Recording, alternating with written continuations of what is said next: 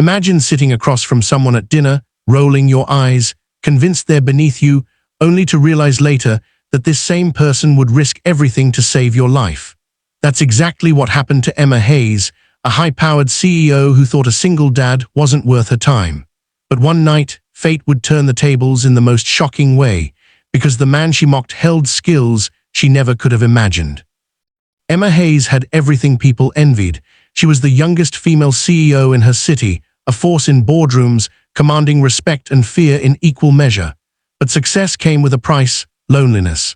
Her friends, tired of her saying she had no time for love, secretly set her up on a blind date. Emma reluctantly agreed, thinking it would just be another evening of shallow conversation. When she walked into the quiet restaurant, her heels clicking against the marble floor, she instantly recognized her date. He stood awkwardly near the table, straightening his shirt as if it were the only one he owned. His name was Daniel Reed. He was handsome in a rugged way, with tired eyes that told stories of sleepless nights, yet there was a softness to him too. "Emma, nice to meet you," he said, offering his hand with genuine warmth. But Emma barely shook it. She scanned him up and down, judging everything: the slightly scuffed shoes, the old watch, the calloused hands.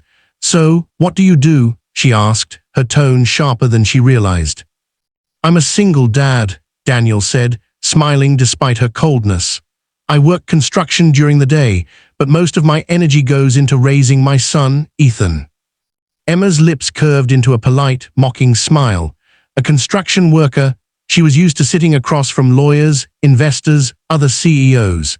She sipped her wine, half listening, her mind drifting. Yet Daniel spoke with pride and tenderness about his boy, about making breakfast at dawn, about helping with homework, about teaching Ethan to be kind even when life was hard. Emma didn't show it, but a small part of her felt a twinge of something, envy maybe. She had built empires, but no one looked at her the way Daniel described his son looking at him. Still, she kept her wall up. At one point, she laughed lightly and said, "You know, Daniel, you're sweet, but we live in very different worlds. I can't imagine myself with someone who changes tires and fixes roofs." The words hit Daniel like a sting, but he didn't retaliate. Instead, he just gave a small smile, nodded, and said, "Fair enough.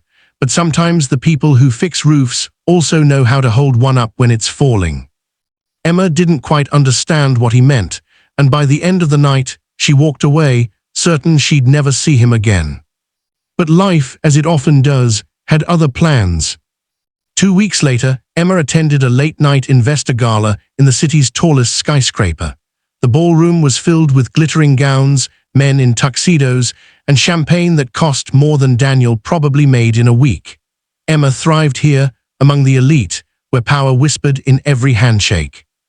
But midway through the evening, the glitter turned to chaos. A group of masked men stormed the building, heavily armed. Screams erupted as shots rang into the ceiling. People dove under tables, clinging to loved ones. Emma froze, her heart hammering in her chest. The intruders weren't robbers, they were professionals, targeting high-profile executives like her. "Phones down, no one moves," one of them barked. Emma tried to stay calm, but her hands trembled. She had faced hostile takeovers and billion-dollar deals, but this was different. This was life or death. As the men corralled the guests into a corner, Emma's eyes darted around desperately for a way out. And then, through the chaos, she saw him, Daniel. He wasn't wearing a suit. He was dressed casually, clearly not one of the elite guests. He must have been there working as part of the building's maintenance staff, but his eyes locked on hers with surprising calm. In that terrifying moment, she remembered their date, the single dad she had dismissed. What was he doing here? Before she could process it, Daniel moved with precision, slipping behind a column. His body language changed, no longer the shy, awkward man she had mocked. Every motion was sharp, calculated. One of the masked men lunged toward Emma, yanking her forward. She gasped, struggling, but before he could drag her away, Daniel appeared out of nowhere. In a blur, he disarmed the attacker with a move so fast it stunned even the armed men. Emma's eyes widened.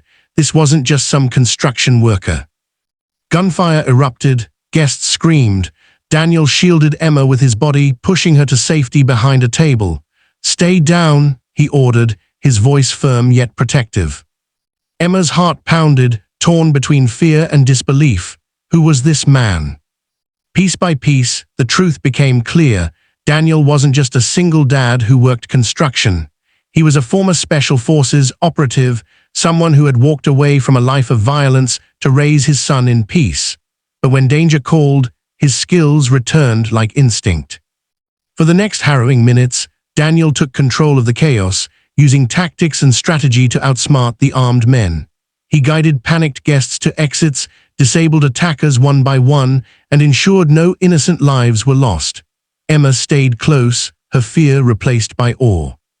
Finally, with sirens wailing outside and the last gunman subdued, silence fell over the ballroom.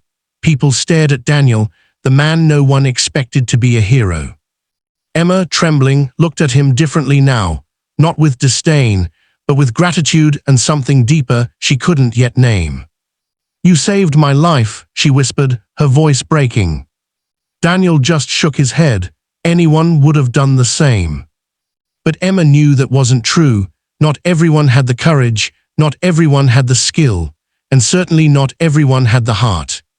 That night, Emma realized she had judged Daniel by the surface, his job, his clothes, his world. But underneath was a man of strength, sacrifice, and love, a man she almost let slip away.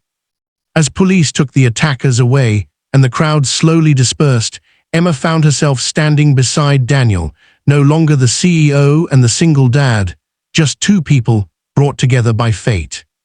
And for the first time in a long time, Emma Hayes, who thought she had everything, wondered if maybe, just maybe, she had found the one thing she didn't know she was missing.